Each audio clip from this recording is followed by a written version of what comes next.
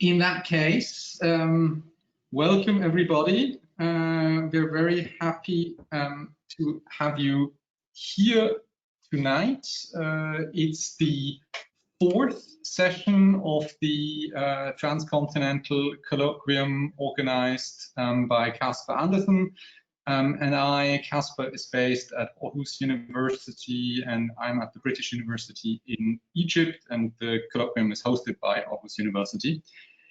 And today we have, depending on your time zone, obviously, we're joined by Dr. Holly Karibo. She's an assistant professor for comparative borderlands history at Oklahoma State University. She did her undergraduate studies at the University of Guelph, which I had to look up, which is in Canada. Her graduate studies at the University of Toronto. Her PhD was published as a book in 2015 titled Sin City North, Sex, Drugs and Citizenship in the Detroit-Windsor Borderland. Borderlands indeed are quite fascinating in the regard that when states are not really fully able to apply their conceptions of law or morality and what is vice and so on, if neighboring states have more liberal views or are not necessarily enforcing certain positions very strongly. And as Dr. Karibo highlights in her book, borders are more than simply places where things are being stopped. They can become vectors of interaction and places around which people find opportunities to build formal and informal businesses. Dr. Karibo has also co-edited a volume on border policing, a history of enforcement and evasion in North America. In that book, Dr. Karibo and George Diaz brought together a number of contributions looking both at the US-Canada border and the US-Mexico border. And indeed, today our view goes to the south of the United States. So Holly, many thanks for speaking to us today. I'm very much looking forward to your presentation. The floor is all yours. Great. Well, thank you so much, Moritz and Casper, for inviting me to speak here. I've enjoyed the last few sessions over the last couple months, and hoping to build on some of the conversations that scholars in the last previous sessions have sort of opened up. Last week we heard Andrew Lakov discuss questions about global politics and health and security, and linking it with the Cold War. And so what I want to do today in my talk is to bring us back to kind of that early Cold War period, and to focus on one sort of particular context, and that is in the region along the US-Mexico border. So as a historian, more generally, my research focuses on sort of politics, public policy, and communities in North American border cities during the 20th century. And much of my research examines border towns through the lens of illicit economies. So thinking about how industries built around alcohol, drugs, and sex have shaped public policy, how they've shaped sort of policing practices, and ultimately how communities are shaped by community experiences are sort of shaped within these regions.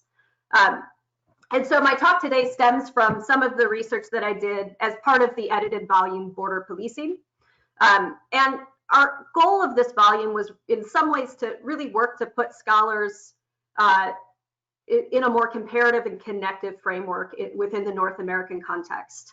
And so along with my co-editor, George Diaz, we really wanted to bring scholars working on US-Mexico, US-Canada, and indigenous borderlands into more direct conversation with one another.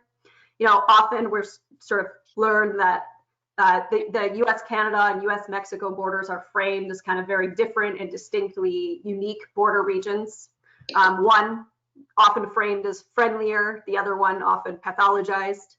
And so we wanted to kind of work around those dichotomies and bring scholars into the conversation together to figure out what we can learn in this more connective and comparative framework. So though in the interest of time, my talk today is only going to focus on really the US-Mexico region. What I'm really interested in having a conversation with all of you about how issues around morality, vice, and public health animate debates around borderlands in more transnational and broader contexts. Of course, the issue of COVID-19 that's unfortunately brought us together, or fortunately, maybe perhaps, this opens up a very literal way of thinking about the impacts of public health and concerns about spread of disease and how they affect border policies, the movement of goods and people, international relations, and so on. And so my research engages with these debates from a historical perspective. I'm interested in the ways in which issues around public health and the language of disease and infection, both literal and metaphorical, have helped to drive public border policies.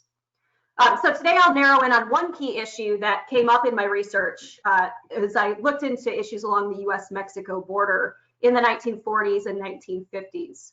And that was an increased attention to the problem of what they termed juvenile delinquency. And so I'd like to begin with a sort of specific example and then build out. Moritz, if you'd mind changing the slide. So in 1954, the US Senate sent a subcommittee to El Paso, Texas. And they were there to interview authorities about this issue of delinquency along the borderline. And local papers reported on this event, and so it was publicly sort of aired, the findings. And they sort of repeated what the conclusions of the senators had come to within these hearings. And the local paper termed it defining the border cities of Tijuana and Juarez. And it declared that in these border cities, quote, juveniles have been able to attain liquor, marijuana, barbiturates, heroin, pornographic literature. Prostitution is wide open, and there's steerers on every corner. So the paper reports that the problem's so severe that senators were considering a national travel ban to bar anyone under the age of 21 from traveling into Mexico from the United States, unless they were accompanied by a parent or legal guardian. And they modeled their proposals on policies that were already set in place in the San Diego region, and essentially warns that if authorities didn't take steps to control the borderline, that youth would be put further at risk. After all, the paper warns, American teens had become, quote, troubled, drug addicted, criminally oriented, and preoccupied with sex. So in other words, border towns were no place for them. And here you can see just a series of images, headlines, and I could put any number of them up to give a sense of how sort of large of a problem this was considered. So historians have certainly looked at the issue of juvenile delinquency in the post-war US context from multiple perspectives, right? And so they've traced the ways in which post-war prosperity, when coupled with Cold War hysteria, economic transitions, mass migration, changes in family patterns, all helped spark a fear about what was happening to the new younger generation. Scholars like Matthew Lasseter have also looked at the ways in which anxieties became spatially located, and has uncovered how many middle-class white families really blamed the problem of delinquency on inner cities or communities of color. But missing from this discussion is an in-depth examination of the ways in which concerns about borders also played an important role in shaping how authorities would work to address the issue of delinquency. And similarly, borderlands historians have uncovered the racialized policies that emerged in particular campaigns at mid-century. So looking at the repatriation campaigns of the 30s, Bracero program, Operation Wetback in the 1930s, 40s, and into the 50s. And yet this literature hasn't really looked at any detail about how debates around teenagers and young people also fueled concerns and pushes for stricter border enforcement. And so today what I'll do is narrow in on how media narratives on the US side of the border represented the problem of delinquency, and then how American politicians responded to that concern. And I'll argue essentially that media anxieties helped fuel a call for stricter enforcement in the post-war period. Several federal investigations would take up those calls and would take place throughout 1954, 1955, and 1959, usually in the form of Senate hearings. And they focused on the twin specters of intoxication and then sexual delinquency. And they used a public health crisis lens in order to emphasize the social dangers that Mexican border towns were posing to young, vulnerable, often defined as white middle-class American teenagers. And so, drawing on the perceived racial and cultural differences between Mexicans and Americans, public debates joined a larger call within this period for stricter enforcement. And so ultimately, I want to make the case that while discussions about smuggling and undocumented labor were certainly central to the Cold War debates about the borderland, and they've dominated the historiography on it, we also have to pay close attention to the extent to which issues around teenage tourists and travelers also reshape policy. And so, in other words, American authorities turned their attention to the people they deemed most vulnerable as well, and that was the nation's youth. So one question to begin with then is, why did the 1940s witness the rising concerns over delinquency? And certainly historians have documented the extent to which World War II was really a catalyst in these debates over young people. After certainly tepid isolationism on the part of the United States, their entry into World War I leads to a very quick mobilization for the war effort. And cities in the US Southwest in particular would see a substantial rise in wartime production, and they were uniquely situated during the expansion of the armed forces. So defense spending, the rise of military bases in the Southwest, and a retooling of the economy brought important growth to these Western regions.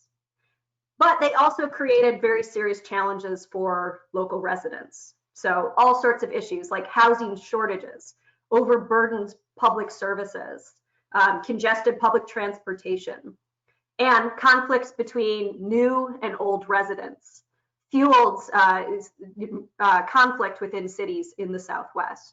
If you could just switch to the next slide.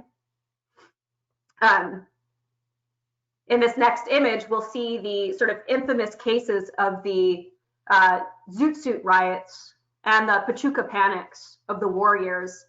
And these really symbolize the sort of the combination of wartime disruption. Here you can see on the one side, looking at the Zoot Suit riots, and on the other, the arrests of Pachuca or Mexican American women who were considered sort of deviant during the war years. And so these sort of multiple competing issues of wartime disruption, youth rebellion, and ultimately interracial tensions emerged during the war context. Now, many hoped that the end of the war might also bring an end to these problems, and particularly the problem of delinquency. But in fact, we see that's not the case. By the late 1940s, newspapers, magazines, medical experts, politicians were once again claiming that there was a growing rise of delinquency among young people. And as the nation really moves quickly from World War to Cold War, these discussions start reflecting new anxieties. So in emerging youth culture, where teens are spending more time, away from home with their friends, and away from the watchful eye of their parents, were part of these concerns. In the Southwest, the growing affluent among middle-class families and teenagers in particular was seen as actually part of the problem. So rising tourism rates, the availability of cars, the ability to buy goods and services without asking your parents, on the one hand, represent this sort of post-war prosperity, and yet on the other could open up the opportunities for people to engage in vice-related activities. And so while delinquency is certainly a national issue, in the Southwest, debates take on this particularly racialized geography. So in this formulation, Mexico becomes the site of disorder, danger, and disease within these public debates. And if you want to go to the next slide, please. The city that really provokes the most ire in the local and national media is the city of Tijuana. And they often compare the nature of the city to the sort of, quote, clean, pure environment on the other side of the border. And so here you can see some images, sinful city of Tijuana.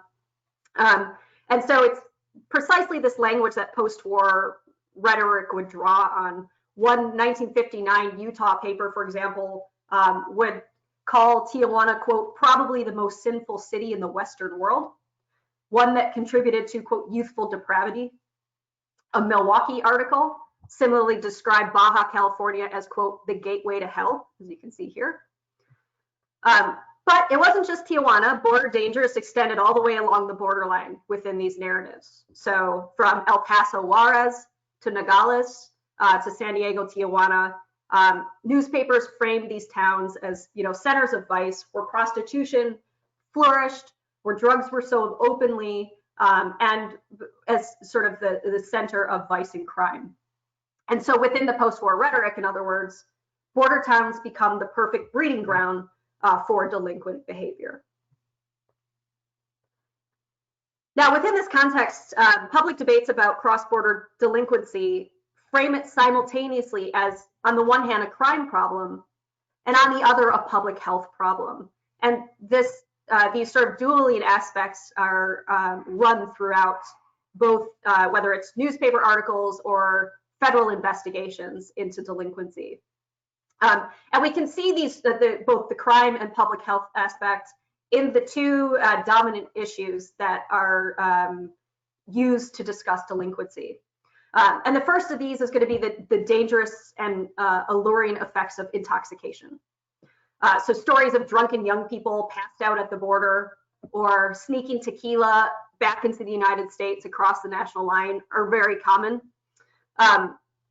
More threatening, though, by the 1950s is concerns about the use of marijuana and heroin by teenagers. By the late 1940s, what we see is many in the US begin to portray youthful drug use as, quote, a national emergency, or as, quote, an epidemic that was spreading across the nation. And stories discuss the links between drug use and communism, arguing that Chinese communists were using the borders to sneak heroin into North America in order to undermine the morale of good American kids. And so since Mexico was seen as the front lines of drug importation, communities nearby are portrayed as uniquely susceptible to the dangers of the disease of addiction. And so reports would provide regularly statistics about teens caught in drug-related charges, and argued that this would turn into a full-blown epidemic if they weren't able to stop the drugs at the borderline. And just to give one example, in 1952, there were two teenagers who overdosed in the town of Chula Vista, which is in Southern California. And this sparked outrage in the neighboring communities. The local paper declared this an emergency and published the words of the chief of police who was responding to these the deaths of these two young people. So in his words, he argued, quote, until we get proper border laws regarding juveniles, our hands are virtually tied in the enforcement of narcotics. As long as our young people can go across the border and buy the stuff, law enforcement agencies are facing a blank wall as far as enforcement is concerned. So the second key and related problem then was the issue of sexual delinquency, one that was also cast as both a crime and health problem. So American authorities particularly focused on the issue of prostitution and the fact that in Mexican cities, it was legal and regulated, and therefore they argued more readily available, particularly for young people. According to a report by the American Social Hygiene Association, their investigation uncovered that on the Mexican side of the border, comparing El Paso to Juarez, for example, there were many more sort of open brothels and houses of prostitution than on the US side of the border. And they argued that even worse, many of the women working within this were in fact quite young, middle or late teens. And so this becomes sort of part of this national discussion. Now, public debates then reinforced the notion that Mexican prostitutes not only corrupted the morals of young people, but they had the potential to spread disease.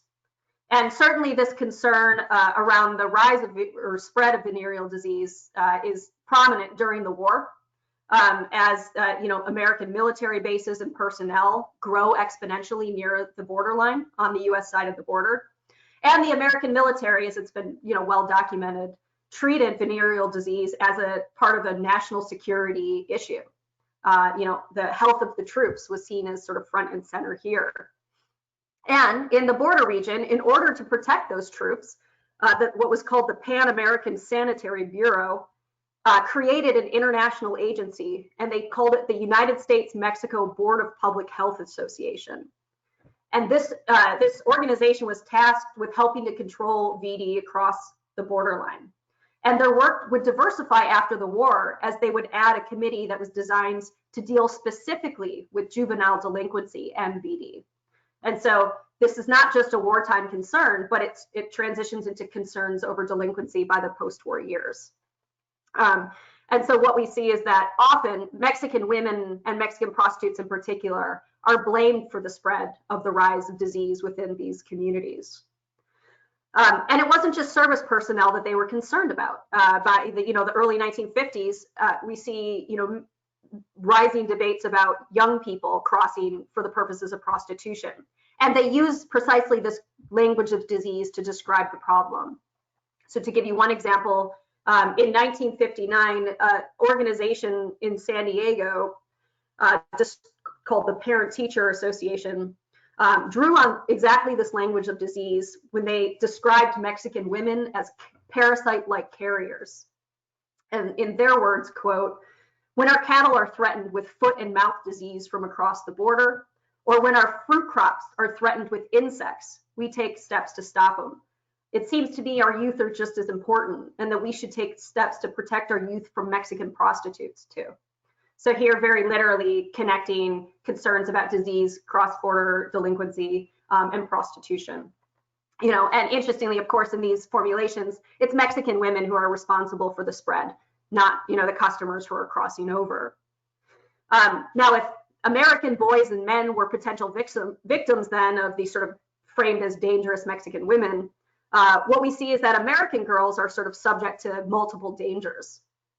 They discuss the issue of older men bringing young girls across the borderline for the purposes of sex, and how this was a major concern. And they also discuss the rise of human trafficking rings that would bring young American girls into Mexico, apparently for this purpose. And if you read the language, it very much mirrors the discussions around the white slave trade scare of the early 20th century, and sort of maps onto that pretty clearly. And so, in other words, sort of gendered and racialized perceptions work together to define these border spaces as simultaneously alluring, dangerous, and potential sites of disease for young American teens. Now, when we look at government hearings on the issue, American officials also drew on this racialized language. And they often emphasize the moral and legal differences between Mexican and American nationals. And doing this often allowed them to blame Mexico for the problems that they were seeing in American cities along the border. So one customs agent, for example, who was working out of Brownsville, Texas, which is near the borderline, testified before a US Senate committee that just Mexican Americans were just culturally different. And they were much more tolerant of vice than their American counterparts. As he told the committee, quote, "If you stay on the Mexican border for any length of time, you'll understand the Mexican philosophy is quite different from ours. What is immoral to us in the United States is not immoral to them in Mexico." So very much literally the us and them language. In another case, the district attorney for San Diego County testified before a US Senate hearing on delinquency that although there was an attempt at friendly relations between enforcement officials on both sides of the border, that he really believed Mexican officials had no actual interest in dealing with the problem. And he gave an example in his testimony explaining to the senators that they had actually set up checkpoints on the US side of the border near San Diego in order to see if there were actually young people returning from Mexico. And in one evening, they caught 68 teenagers crossing back from Tijuana. They noted that several were passed out from alcohol consumption. And, you know, they asked the teens why they had crossed into Tijuana, and many of them openly admitted it was for vice-related reasons. One boy from Manhattan Beach explained he went to, quote, get a woman. A boy from Hollywood said he went to purchase obscene photos and literature. Of course, the border guards confiscated that quite quickly. And other teens basically admitted to going to pick up either marijuana or heroin. And so what this checkpoint sort of proved to the district attorney was that there was nothing being done on the Mexican side to actually stem the flow between the two countries. And they estimated that there were about 600 juveniles who crossed between Tijuana and San Diego every week. And so, in other words, he used this as a case study of why they were arguing that stronger enforcement was needed on the borderline. If Mexican officials wouldn't do it, then they needed American officials to step in. So by the 1950s, that's exactly what American lawmakers try to do. And what they begin with a series of different proposals about how they can deal with this problem. And one of the more interesting, far-reaching, and often repeated proposal was for what they termed a, quote, federal travel ban. And this would bar Americans under the age of 18 from crossing into Mexico without a parent or legal guardian. If you could just switch to the next slide. Senators proposed this as early as 1953, and support for it grew among congressional members as there were more and more public hearings. And so here you can see in the slide is the language of the House and the Senate bill and who introduced it. And so this is the stipulation that would be repeated. So what we start to see is that there was certainly some support among enforcement officials working along the border. California lawmakers who saw themselves on the front lines of the problem would pass a resolution supporting this. In 1959, the California Attorney General would come out publicly in a campaign to get it passed. And he would, you know, take it all the way to national papers like the New York Times. And ultimately, supporters of the ban argued that they had to curtail the free movement of young people in order to protect them for their health and their safety. Now, ultimately, actually, if you go to one more slide, maybe before we go, and I'll show you this is it you know, really attains support from a wide range of border context, and you can read it in newspapers locally as well as nationally. So here's just a few headlines if you can read them. I'm not sure if it's coming through, but now ultimately this travel ban doesn't actually pass. And I could talk in the Q&A for several reasons why I think they're unable to mobilize enough political support for it. A lot of it has to do with concerns about its, you know, stunting economic growth in the border region. Some people expressed concern that it wasn't legal or that it was unconstitutional to bar the movement of people. But just because the travel ban doesn't actually pass, what we do see is it has an important impact. This national debate about how to control young people would ultimately lead to support at the local level for changes to policing practices. And it happens on both sides of the border. In Mexico, what we see is the bad publicity that they're getting in American newspapers would push them to enforce a series of different vice crackdowns. So, you know, of course, they had a vested interest in maintaining a robust tourist industry that was a driving economic, you know, booster for the border cities.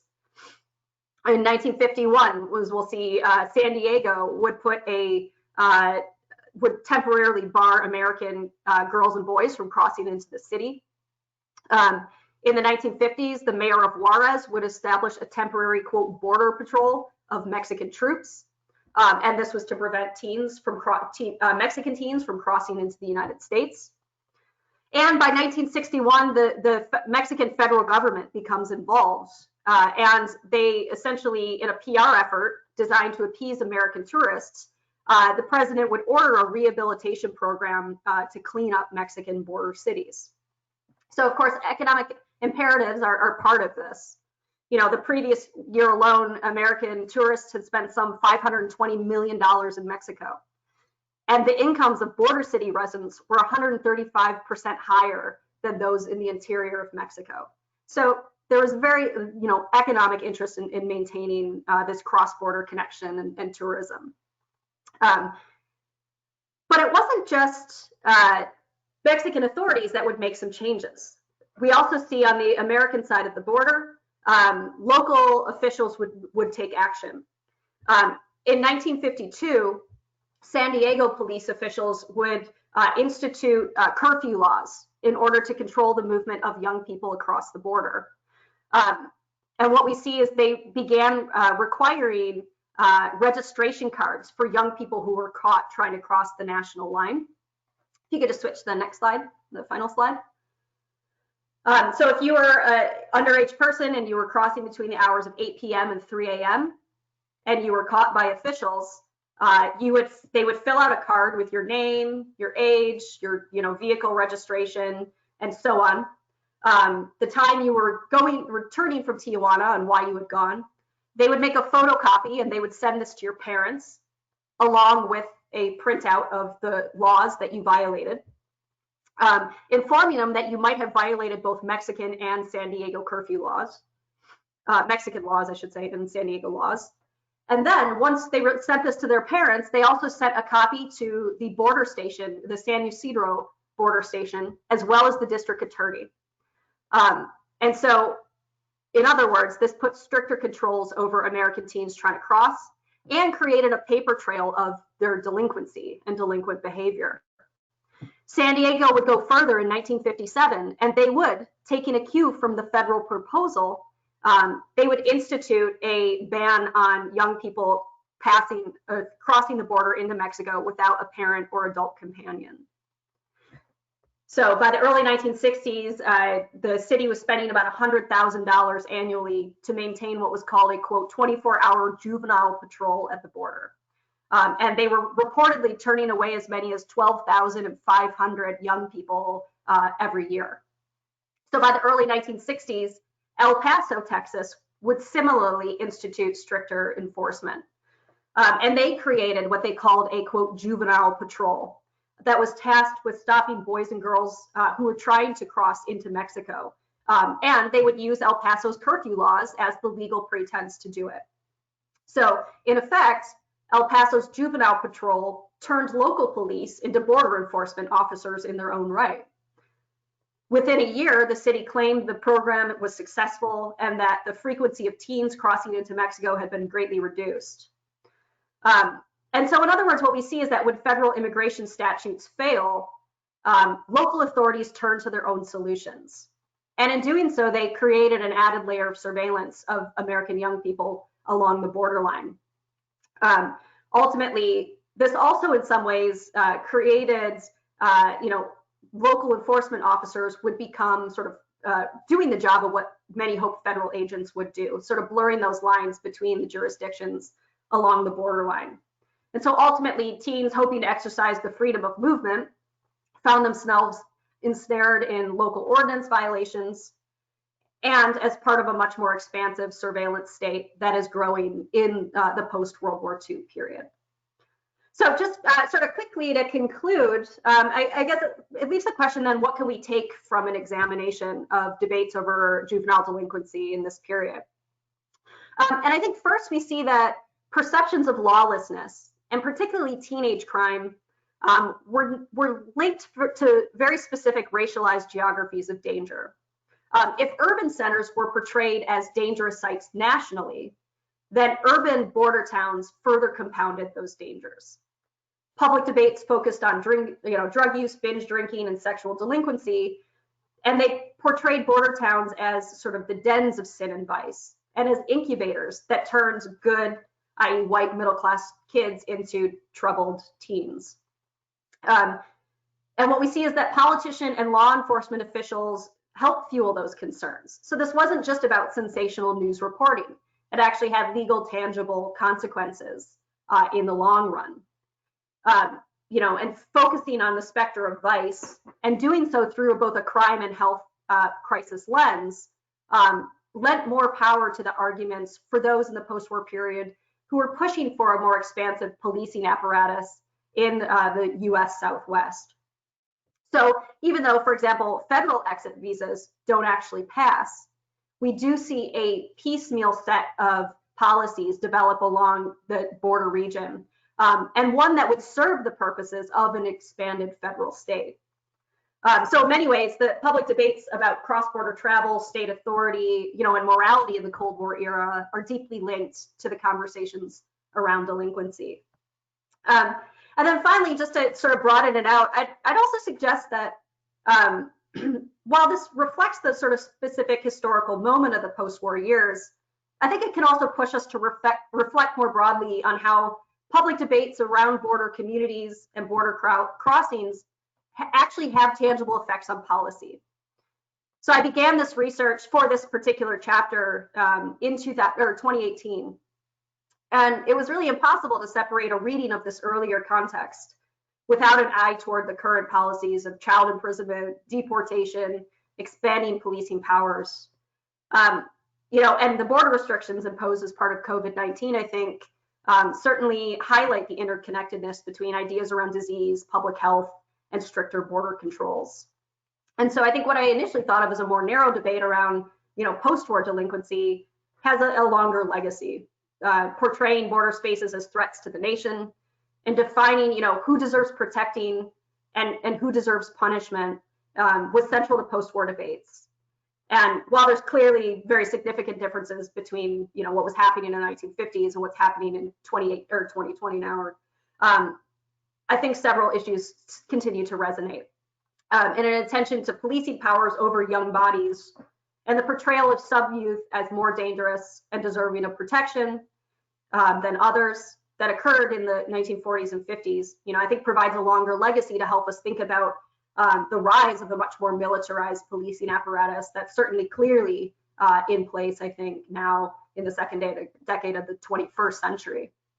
So I'd like to leave it there, but I'm happy to sort of build on a broader conversation related to borders, health, regulations, or to answer any questions that any of you might have. So thank you.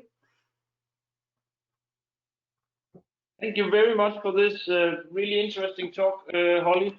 I would like to open for questions and perhaps just use my powers as chairing it to ask a first question, which would be about the role of parents or families within this moral discourse. I sort of think that much of this would seem to also revolve around the responsibilities of the parents providing mobility and affluence for their children, but also that some of this would be, I would imagine, would relate also to discussions of family values. Why should this be a police business? Where does all the problems start? So can you sort of perhaps say a bit about sort of that issue within this, the public discourse around this issue? Yeah, it's a really great question. And the debates around delinquency in this period in many ways center precisely around that question. What are the roots of delinquency? What are the causes? And you can't, unless you understand that, you can't fix it. And some of the more popular arguments being made was that, delinquents were a product of broken homes. And this is the language that they used. And so, it was because young people didn't have proper families, or that they weren't, looked after, or their parents, they were living in some sort of situation that was defined as, less than ideal within this post-war model. So some people blamed it specifically on the family.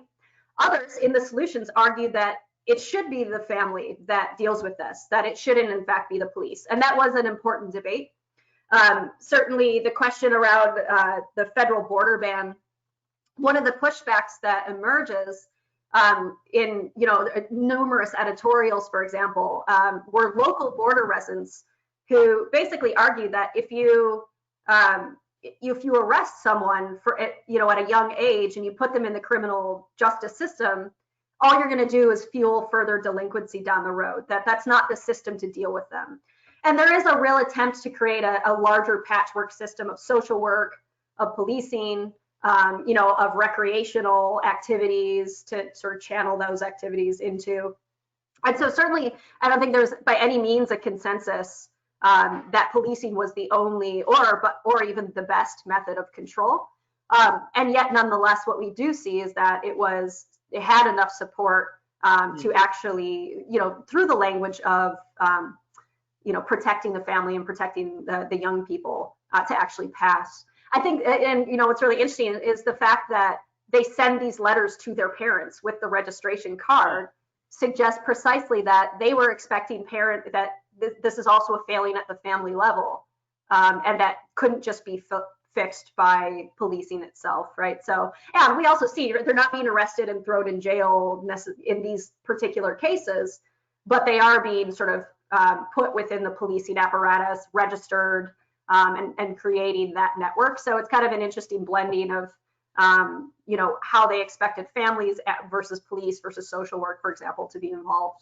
But yeah, it's a really, really great question. Thank you very much. Yes. Other questions? We have one from Moritz. Yeah, so I wondered, so like going back to the talk from like, what is it now, 4 weeks ago, where we look at how boundaries slowly change into borders. And I know in the edited volume you did, there also is that discussion a little bit on boundaries and borders in I think the 19th century. I wondered if you can just maybe give a bit of an idea of when you think like on the American-Mexican border, which I think at the point when you describe it is already more clearly a border, so there is like this check, so on and so forth. When was that switch from a boundary to a border? Yeah, it's a good question. And I mean, it's certainly up for debate, and it partly depends on which part of the, I guess my talk encompasses at least 4 US states now. So part of it might depend a little bit on which region in particular you're talking about. But certainly by the late 19th century, we have in place not just demarcated lines and sort of agreed upon legal lines by nation states, but also a growing immigration and policing apparatus to enforce those lines. So I think that by the 1950s, this is a period where we see a renewed attempt to expand some of those campaigns to professionalize border patrols, but that had already, been building, for several decades. And a number of historians have kind of looked at what are the markers of when we consider this a sort of established borderline or a sort of secured borderline. That said, part of the volume that what we also wanted to do is look at, just because it's being policed and it has been demarcated, doesn't mean that local residents see it as such a strict line. And, certainly there are still really robust cross-border communities, families on both sides, people that cross daily for work to buy goods. So that, that it gets a little bit fuzzier, I guess, depending on the perspective. If you're looking sort of from a sort of state level, there are certainly markers of control or attempts at control by the late 19th century. But there are also signs of sort of the undermining of those abilities. Prohibition in the 1920s and early 1930s is a great example that really challenges those supposedly, strict and highly regulated spaces. So it's I guess there's sort of 2 levels to that, depending on, which perspective you want to define the border through. If I can ask it very just a small question of clarification. Like I said, I'm trying to imagine how this process actually functions in practice. Like, are these borders, like, are these towns close enough that they're walkable, or are those kids going by car?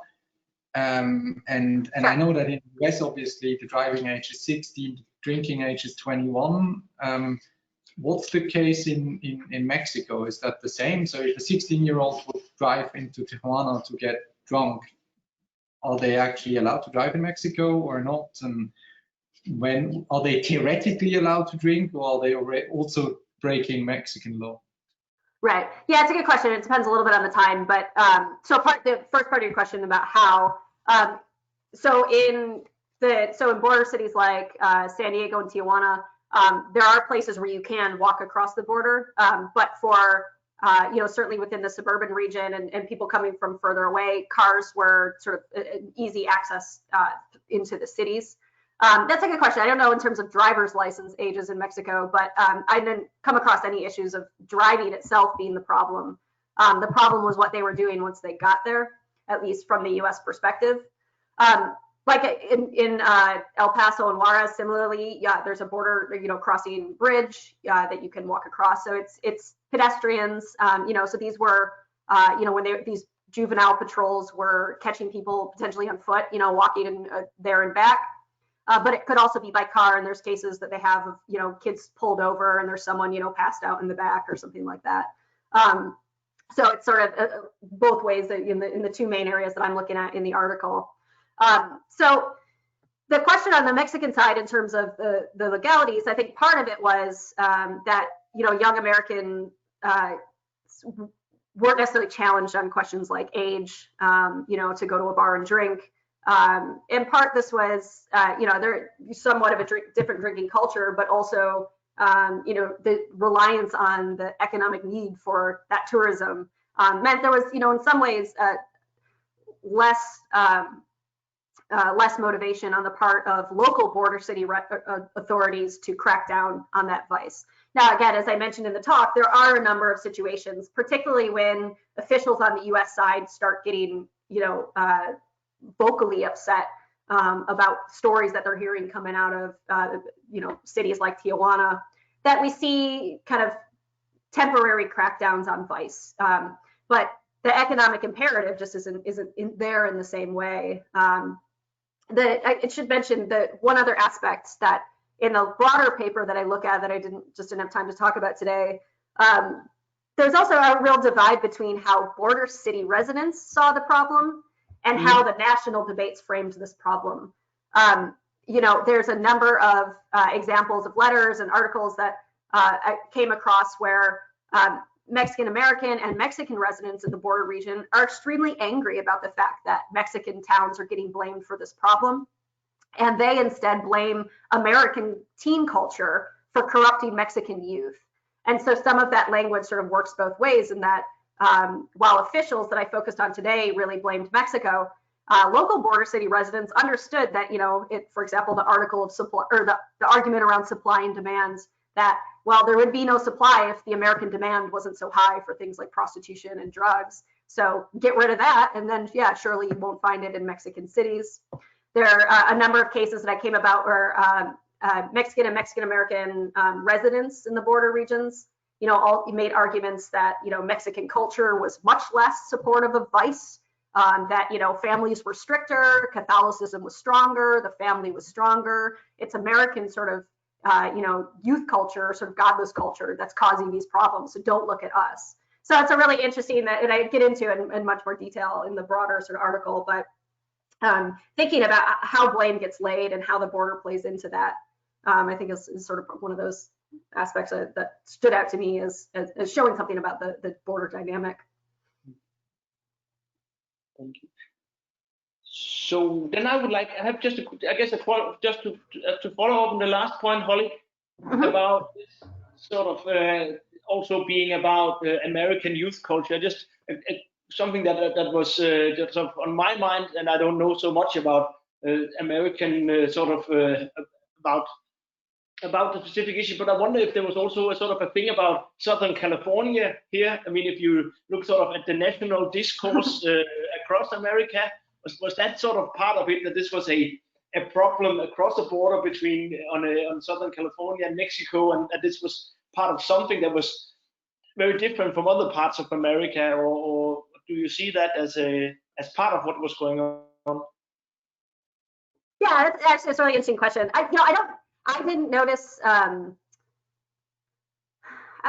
didn't find much in terms of the language about, oh, this is crazy California, or this is what kids are doing in the West. Many believed it was a national problem. It's just where the roots were, or what the causes were, kind of differed a little bit in the border region. I guess I'm arguing than say in Detroit or Buffalo that I looked at in my first book. But it is interesting though to think about, Rebel Without a Cause. The film is set in Southern California, right? Maybe not coincidentally, the sort of image of, the sort of suburban angst and anxiety and relations in the family that are falling apart. So there might be something more there, and it's something I'm going to think about a little more. Nothing stood out to me immediately as blaming the, say, Southern California. It tended to be the blame was Southern California was at risk because of its close proximity to Mexico. So I think those sort of, that said, one actually aspect I will add to that, and another sort of area I talk about a bit more is the issue of interracial tensions within the Southwest as immigration rates shift, as migration rates internally shift. Conflicts between white residents and Mexican-American residents are certainly evident in the debates around delinquency. So while it might not be a question of Mexico as a source, racial and ethnic divisions were certainly there as part of those discussions. And so that was nationally true, but particularly in the Southwest, with just a more complex sort of ethnic makeup within the region. So we see that play out as well. But yeah, it's an interesting question to think through. So and then I have just the one I had that I would like to ask was a bit more about the Cold War context for this. Yeah. So you mentioned that there was a fear that the Chinese would bring in heroin to as part of this, but there was no worry, perhaps that's more on a national level, that there would be a more sort of overtly political influence through some of these border contacts, or was it strictly related to health and in the wider sense health, drugs, and so on, or was there a sense in which that there would also be dangerous political ideas coming in, or was it sort of more related sort of to the moral side of politics? So within the context of young people, I would say definitely much more around health and substances and addiction as a concern. But so as part of this, the broader context of the Cold War, what's actually interesting is that these conflicts are happening at the very same time in which Canada, the US, and Mexico are trying to build closer international relationships within the context of the Cold War. And so these became actually really significant flashpoints of tension that undermined the attempts of diplomacy as part of the broader Cold War coalition. There were numerous occasions, and I talked a little bit about how, US authorities blaming Mexican authorities for this. Well, those in several instances erupted into diplomatic ruptures publicly in the newspapers on both sides of the border, which essentially undermined this idea that the three countries could work together sort of smoothly, against communism and within this sort of capitalist free trade framework. The Bracero program, the guest worker program, is an interesting example. On the one hand, of an international, agreement between the U.S. and Mexico, and yet on the other hand, something that spurs anti-Mexican sentiment on the U.S. side of the border, deportation roundups, and an instituting, strictening of the immigration apparatus by the 1950s. So there's sort of I guess I see it as a clear tension between building economic and political ties, and then the social, economic sort of conflicts that emerge with, sort of everyday activities that people might engage in. Those look very different than at the sort of two levels. So I'm not sure if that answered your question, but yeah, definitely. Thank you. Thank you very much. Moritz, do you have a question, or if not, I have actually another one. Sure. But go ahead, Moritz, if you have one.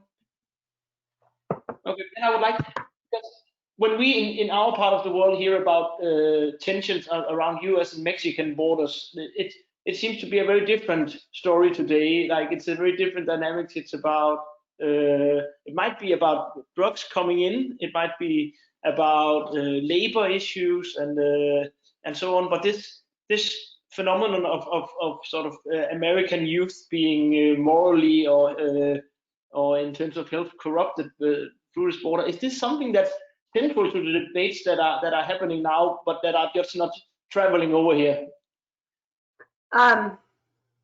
In terms of the sort of, so I see a lot of parallels in the discussions, certainly. I think one of the issues more recently that Mexico is sort of a center point in some of the debates about immigration and the impacts, particularly of undocumented or illegal immigration as sort of part of that. But one of the interesting changes, I think, in the within the last 10 years is the shift from where migrants are moving. So more South American migrants are part of this migration north, especially in the last few years. We see this, the major sort of roundups many of them have been Central American. So some of it's, I think, actually shifted a little bit away from the focus on Mexican culture or, Mexico in particular, and more as sort of the porousness of the borderline for like, all of Latin America potentially, or at least in the sort of, the language that's getting used around it.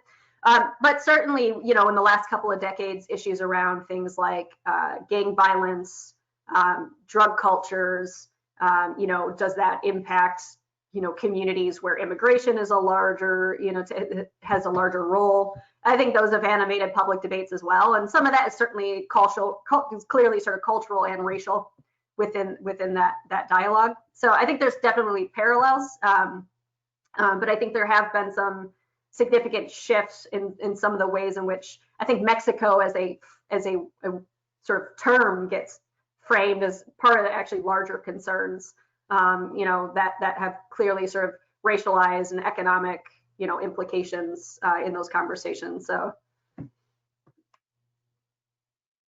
Thank you very much. Thank you. Do we have any more speakers on the list? Well, if not, then Holly, I would like to thank you very much for this really, really interesting talk you gave. It was very illuminating and a story that was touched upon some of the really central issue here, especially I think also something that has come up in all 4 talks has really been about the morality around borders, whether it's been Russia, whether it's been port cities in Southern Africa. There is this sense of that there is a moral danger of around borders, even almost regardless of how to the extent to which they're being policed. And it seems that also that COVID-19 and the question of border is again also tapping into this issue of borders as a moral zone. And this is something that's from the part of in the world where I am, it's very clear in the Danish-Swedish relation at the moment, where different ways of dealing with COVID-19 has really sparked and already in small discourse that's going on, that has been going on between Denmark and Sweden for quite some time. But again, the border zone becomes sort of these areas around which some of these wider discourses, they sort of materialize. Well, and even today, in today or yesterday, the announcement that the EU might, or it was yesterday, sorry, but the EU may put the US on the list of countries that can't or should be barred from travel, right? Is sort of entering an interesting sort of reversal of some of those questions about who is safe and who's taking health seriously, and all of those. And I think that those are going to have interesting sort of long-term repercussions as well. But. Thank you very much, and thank you much for providing this perspective into our discussion. This was actually the last of our planned colloquia in the Transcontinental Colloquium. We have not decided whether or if we want to continue these, since also that depends a bit on what will happen, I think, with the COVID-19 and the future of the academic engagements in light of that. But thank you very much, and thank you very much for attending today, all of you. And we will post the talk also on the Facebook page where you can watch it again.